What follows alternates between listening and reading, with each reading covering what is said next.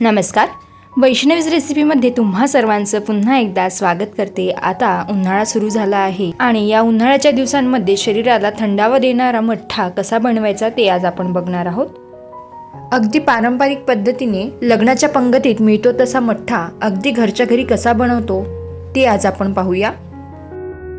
पण त्या अगोदर वैष्णवीज रेसिपी चॅनलवर तुम्ही नवीन असाल तर चॅनलला नक्कीच सबस्क्राईब करा आणि बाजूला दिलेली बेल आयकॉन देखील क्लिक करा, म्हणजे माझ्या नवीन व्हिडिओच्या नोटिफिकेशन तुम्हाला लगेच मिळतील. तर मठ्ठा बनवण्यासाठी सर्वात अगोदर मी इथे 1.5 कप दही घेतलेलं आहे. दह्याऐवजी तुम्ही ताक सुद्धा घेतलं तरीही चालेल.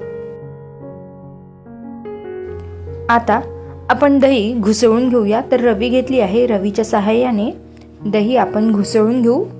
दही घुसळून छान एकसारखं करून घ्यायचं आहे.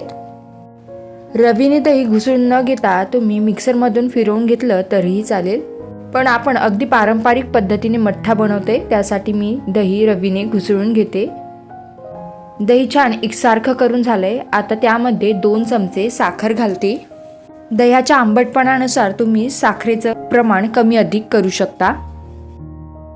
साखर दह्यामध्ये छान विरघळून घेऊया. साखर मिक्स करून झाली. आता यामध्ये थंड पाणी घालूया.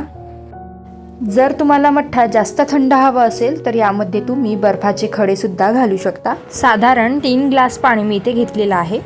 यामध्ये आता अर्धा चमचा काळं मीठ टाकूया. चवीनुसार मीठ टाकायचं. अर्धा चमचा भाजलेल्या जिऱ्याची पावडर टाकूया आणि 1 मिरची बारीक काप करून घातलेली आहे. आता थोडी हिरवीगार ताजी कोथिंबीर घालायची. सगळे जिन्नस व्यवस्थित मिक्स करून घेऊया. हा मठ्ठा पचनासाठी उत्तम आहे.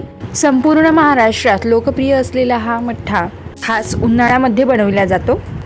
उन्हाळ्यामध्ये असा थंडगार मठ्ठा प्यायल्याने शरीरातील उष्णता देखील कमी होते आणि जेवणामध्ये असा मठ्ठा असेल तर जेवणाची चव सुद्धा वाढते. तर बघा, मठ्ठा आपला तयार झालेला आहे. खूप सोपी रेसिपी आहे, तेवढीच ती पौष्टिकही आहे. असा पारंपरिक पद्धतीने बनवलेला हा मठ्ठा शरीराची पचनक्रिया सुधारण्यास मदत करते, तसेच शरीरातील उष्णता देखील कमी करते. विदर्भात खास उन्हाळ्यामध्ये लग्नाच्या पंक्तीत हा मठ्ठा असतोच.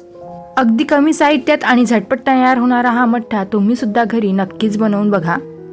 तर कशी वाटली ही थंडगार मठ्ठ्याची रेसिपी? आवडल्यास नक्की लाईक करा, जास्तीत जास्त शेअर करा आणि अशा छान अशा रेसिपीकरिता वैष्णवीज रेसिपीला जरूर सबस्क्राईब करा. पुन्हा भेटूया अशाच एका नवीन व्हिडिओसोबत. तोपर्यंत धन्यवाद.